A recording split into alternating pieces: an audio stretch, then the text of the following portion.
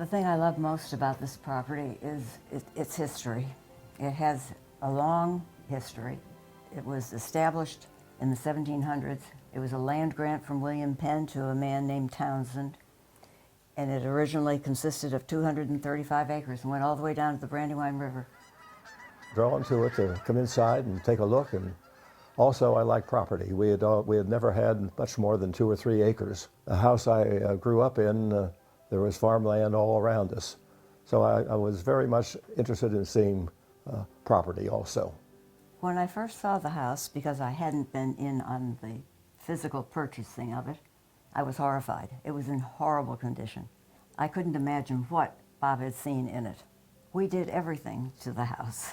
We renovated the kitchen first. Well, of course, we didn't do that ourselves. We hired someone to do that. And then the children and I did all the painting and redecorating.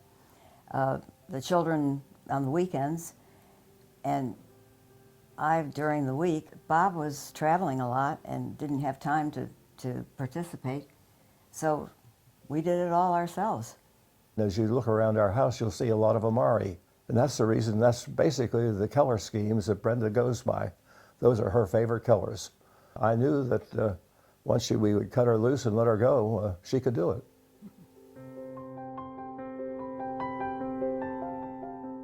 When I looked at the house, I really hardly looked at the buildings. I don't even know that I went up to the 3rd floor. I just saw the potential that the house had. I didn't really understand all the buildings. I did know there was a swimming pool. We used the pool, in fact, to teach our granddaughters how to swim. And at one time in my early career, when I was 17 or 18, I was lifeguard of a private swimming pool. There's a spring house, and the water was originally for this house, came from those springs. The tack house, so we didn't know there was a spring house or what it was, but we found out there was a post beside it, and on that post was a ring where they could tie up their horses and put on the tack. And one thing that Brenda told me when I said it's a farm, she said, we can buy a farm, but we're never going to have any chickens. One of the buildings is a 4-hole outhouse. It's made of serpentine stone. I don't even know that I knew that it was an outhouse when I bought the property. But once we had it, we knew that it was a gem. We don't have horses ourselves, but we like seeing horses and we appreciate them. So we have people that we allow to keep their horses here at no cost to them, except they take care of the horse completely. All we have to do is look at them.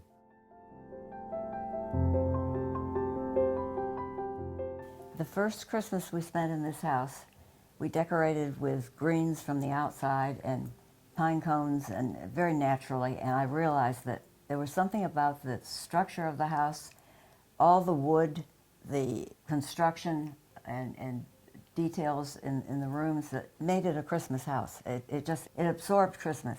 It was a Christmas house. That's all I could call it. And we decided at that time to give a Christmas party, and we've done so ever since. We've done it for 40 years.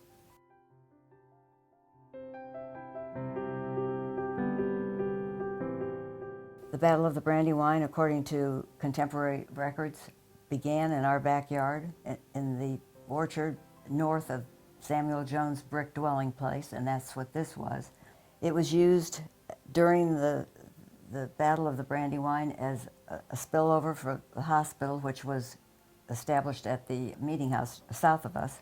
It was part of the Underground Railroad. There is a tunnel from the basement up to the meeting house to the cemetery where they picked up the slaves. Another part of the history of this property is that Lafayette returned to this property in 1825. In 1824, President Monroe invited Lafayette to come back and retrace the steps that Lafayette had participated in during our revolution. And he did, and stopped at this house to quote, partake of refreshments. And that is another part of its history. This is January 2016, and my aim is to get this house registered in the National Registry before the end of the year, if possible, but certainly get it started. I can't believe it hasn't been listed up until this point. It's an old house. It has tremendous history. It deserves to be on the registry. People should know about it. And I also think that having it on the registry will protect it from development, which unfortunately happens in these areas. It's just part of our heritage, and it is a fine old house.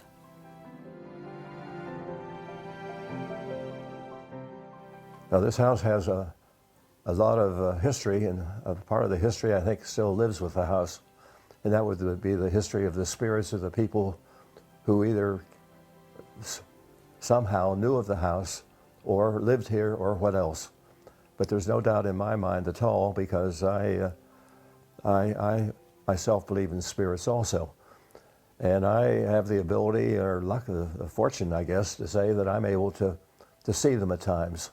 There's no doubt in my mind that they're here. We were told by people who understand spirits that the spirits are here.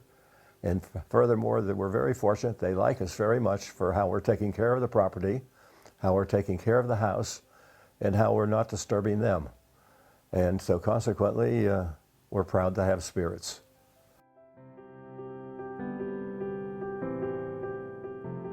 The kitchen wing, which is facing the east part of the house, did not exist at the time of the Revolutionary War.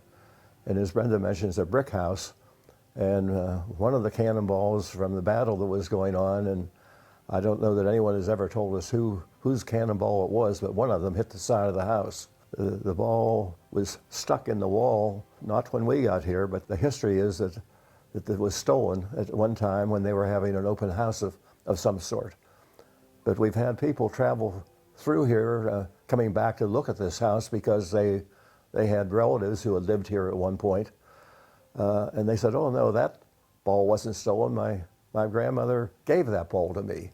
Well, Brenda's written and even requested or even talked to the gentleman saying it would be nice if we returned to his home.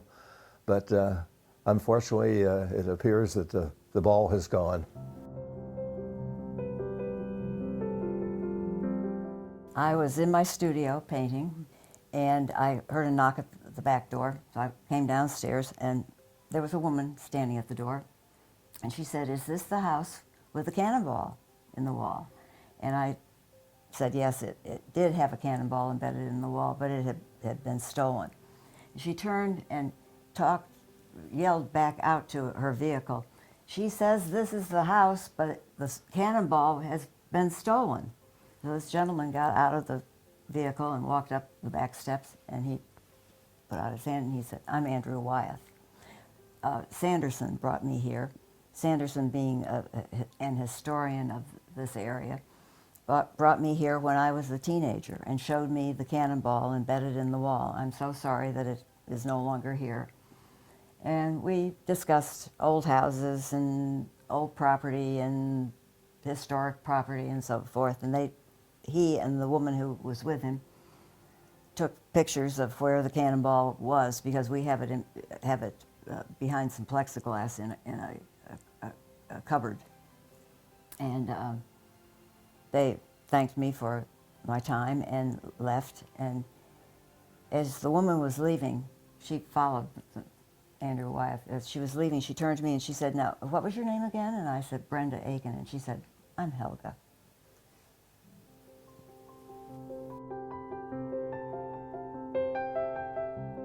Linden Farm, just the word of it, I didn't know what a linden tree was, in fact. We now have one linden tree out front because two were taken out by a storm that came up the driveway and took two trees down. I think being around trees, being around fresh air, being away from living with communities where your neighbor, though these were nice communities where we lived, but they'd be 25 or 30 feet away. And I liked the space. And because of that, if you, as you look in north of us or even south anywhere, I used to like to, and still do, like to plant trees. I'll plant 15 or 20 trees every year. This house has many interesting features, including box shutters on all of the windows. The doors are solid wood, We tried to pick one up, take one off its hinges we were going to refinish it. We thought we couldn't lift it. It was solid wood. There are pocket doors separating the two living rooms, and they're solid wood, but gorgeous pieces of wood. The moldings in the house are so beautiful. The fireplaces. The mantle that is in the library is a duplicate mantle of the one that is in James Buchanan's home in Lancaster. We have a beehive oven that at one point in time would have been outside the house, but is now under the back porch because the kitchen was added in the early 1800s, and the back porch was extended over the beehive oven. But the entrance to the beehive oven is in the basement, so it could still be used if you didn't mind burning the back porch down, I guess. There's a smokehouse over at the woodshed. Hooks on the wall where you can see where the fire would have been, the smoldering fire. We thought we might smoke some meat sometime, but we never did. The cupola. The cupola affords a marvelous view of the area. Would have been a nice place probably to sit and read at some point in time. The porch right beside where we're sitting right now, out to the west, is the whole depth of the house. So it's 30 feet deep, 33 feet deep, and 10 feet wide. We have awnings that keep the sun out, and we made that a wicker porch where all the furniture on it is wicker.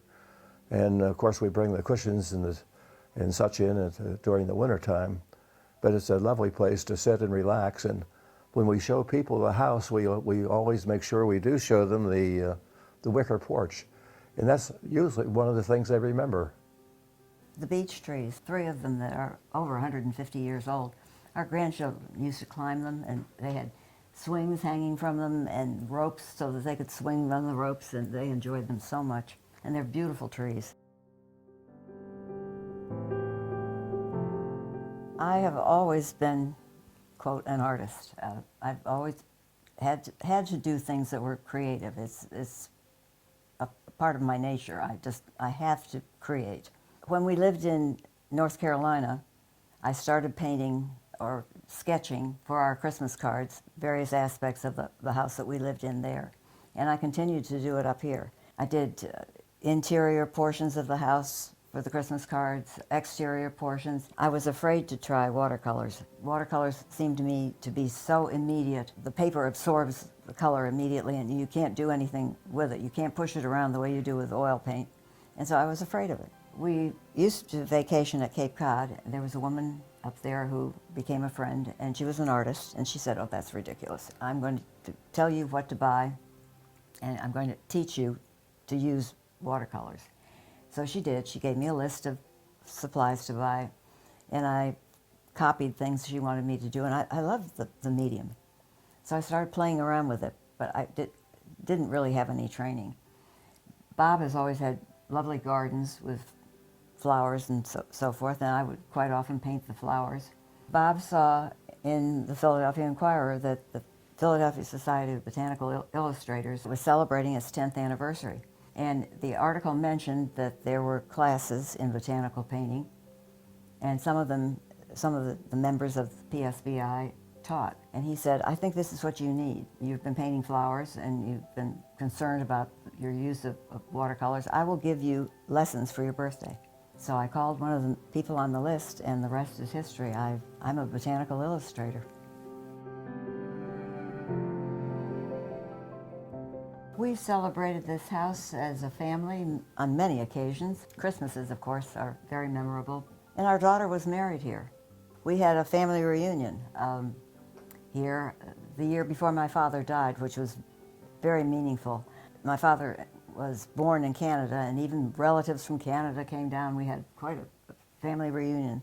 It's celebrated our family on many occasions. I love this house because it has nurtured our family. It's nurtured our relationship. It's enclosed us and made us feel warm and happy, and it's beautiful. I was a Navy junior and moved my whole life. Never had a home to call home, which, I mean, had a wonderful childhood. I lived in China and traveled all over the United States, but we didn't have a home. This is the first home that I've ever really felt was our home. When we came here, it was in the shape that she's already mentioned. Pretty poor shape, but loaded with potential. But we went out to dinner that night. Our daughter Jennifer, who at that time was probably about 15 years old, with tears in her eyes, said, "Daddy, when are we going to see our real house?" Because she couldn't believe that we would go from the houses that we had built and lived in that were wonderful houses, and I would buy this piece of property, as far as she was concerned, in bad shape. And she then had to be one of the crew that really put it back into shape. I love the house too, because I feel I'm part of it, part of the property. The trees are all our trees. When we have people who lived here and owned the house come back and say nothing has changed, we almost have to fall over and laugh because everything has changed. But they don't recognize it because they still feel it's their house. But it's a nice feeling to think that this is a piece of property that we can leave and it'll go down in history.